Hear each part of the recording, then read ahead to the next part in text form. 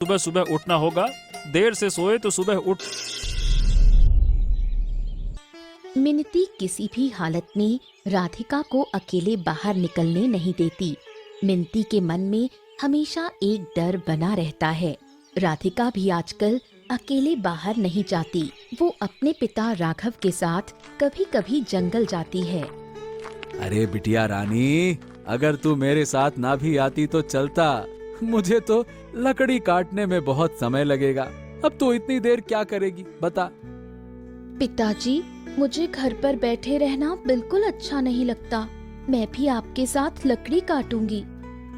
बिल्कुल नहीं, लकड़ी काटेगी तो तेरे हाथ में छाले पड़ जाएंगे। पढ़ने दो ना, आपके भी तो हाथों में छाले पड़ते हैं। अच्छा पिताजी, आप लोग मुझे कोई काम क्यों नहीं करने देते? न काम करने देते हो, न बाहर जाने देते हो। मुझे तो अच्छा नहीं लगता। अब से मैं खाना पकाऊंगी ना। आपके भी तो हाथों में छाले पड़ते हैं। अच्छा पिताजी, आप लोग मुझे कोई काम क्यों नहीं करने देते? न काम करने देते हो, न बाहर जाने देते हो। मुझे तो अच्छा नहीं लगता। अब से मैं खाना पकाऊंगी, घर का काम करूंगी। अरे तू हमारी इकलौती बेटी है, तुझसे हम काम क्यों करवाएंगे? हाँ, आप और माँ कितनी मेहनत करते हैं, लेकिन मुझे कोई मेहनत करने ही नहीं देता। अब आगे नहीं जाएंगे, यहीं आज लकड़ी काटेंगे। तू यहाँ चुपचाप खड़ी रह बस, और कुछ मत करना। पिताजी, मैं थोड़ी देर आगे टहल कर आती हूँ। बेटा बहुत दूर मत जाना, हमको चिंता हो जाएगी, है ना? अच्छा पिताजी, मैं अभी लौट आऊंगी।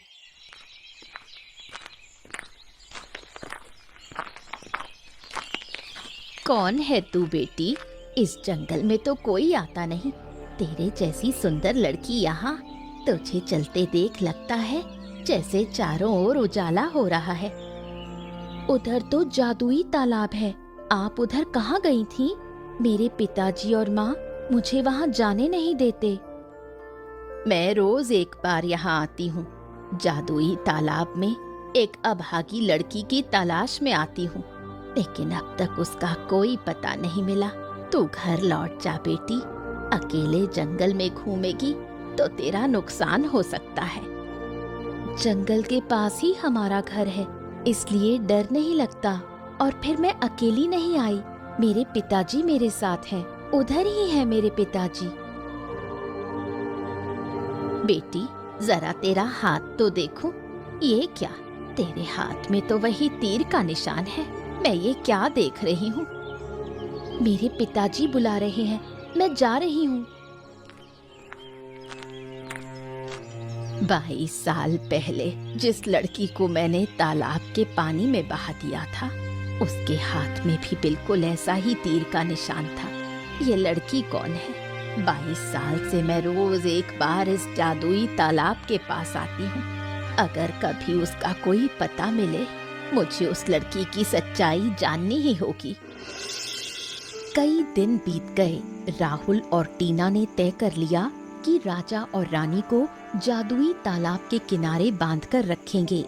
आखिरकार उन्होंने ये फैसला किया कि आधी रात को दासी के साथ मिलकर राजा रानी को जंगल में बांध देंगे।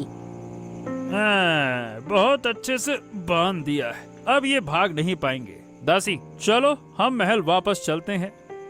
छोटे राजा, आप जाइए, मैं आती हूँ। आपके हाथ और मुंह की रस्सी खोल देती हूँ। रात के भीतर ही यहाँ से भाग जाइए। मैं हुक्म की गुलाम हूँ। राजा जो कहता है वही दासी को सुनना पड़ता है, जैसे 22 साल पहले सुना था। मैं अब जा रही हूँ, नहीं तो मेरी जान को भी खतरा हो सकता है। और एक बात याद रखिए, राजमहल वापस आने की कोशिश मत करना। वहाँ अब पुराने लोग नहीं हैं। आप लोग अगर वहाँ गए तो मार दिए जाएंगे। तू चली जा, हमारी चिंता मत कर। देर करेगी तो तेरा नुकसान होगा। मैं चली। ये दासी क्या कहकर गई? कह रही थी कि 22 साल पहले कुछ किया था। रानी, दासी की बात मैं ठीक से समझ नहीं पाया। हमें यहाँ से भागना होगा। चलो निकलते हैं। अरे मैं यहाँ से कहीं नहीं जाना चाहता। रात यहीं बिताना चाहता हूँ। ये तालाब मुझे जैसे अपनी ओर खींच रहा है। जैसा राजा वैसा ही उसका बेटा भी। 22 साल पहले राजा ने जो किया था, अब राजा का बेटा भी वही कर रहा है। अच्छा हुआ, अच्छा हुआ। ये कैसी आवाजें आ रही हैं? तुमने 22 साल पहले क्या किया था? सब मुझे साफ साफ बता। अरे मैं कुछ नहीं जानता, मुझसे सवाल मत करो। तकलीफ सहकर भी हमें यहाँ सुबह तक रुकना होगा, फिर यहाँ से भागेंगे। अचानक जंगल के जीव जंतु अजीब तरह से चिल्लाने लगे। सोए हुए पक्षी ऐसे भागने लगे मानो घबरा गए हों। राधिका भी जैसे बेचैन होने लगी।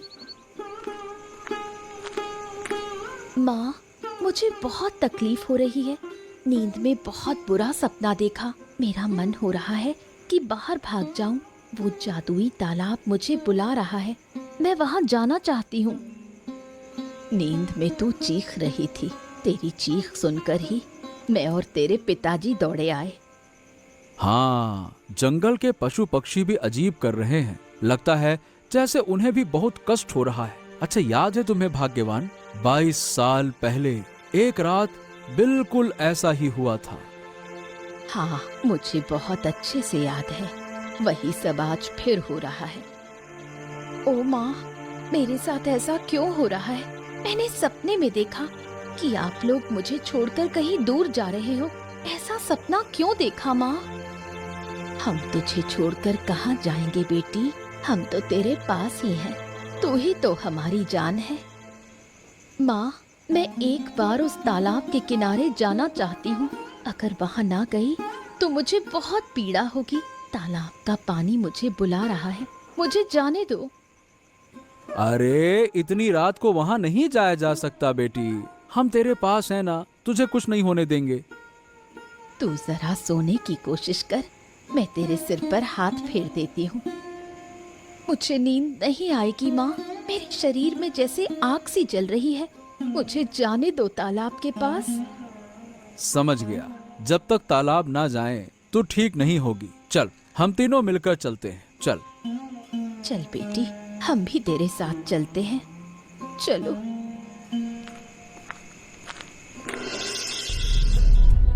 राजा साहब और रानी माँ को महल से विदा लिए हुए कई दिन बीत चुके थे।